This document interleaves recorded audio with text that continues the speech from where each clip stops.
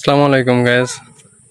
আসলে গ্রামের ছেলেপেলেদের কি পরিমাণে খেলাধুলার নেশা থাকলে তারা এই টানা রোদের ভিতরে খেলা করতে পারে। আসলে রোদটা আপনাদের একটু দেখায়, সূর্যের তেজটা।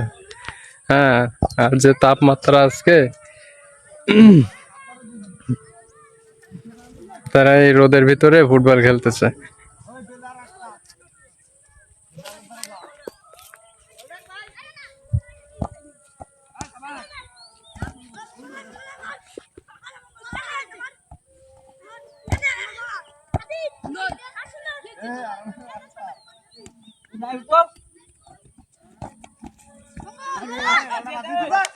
আসলে খেলাটা আমি রোদে দাঁড়াইছি, আমার অলরেডি গরম লেগে যায়, আর তারা খেলা করে।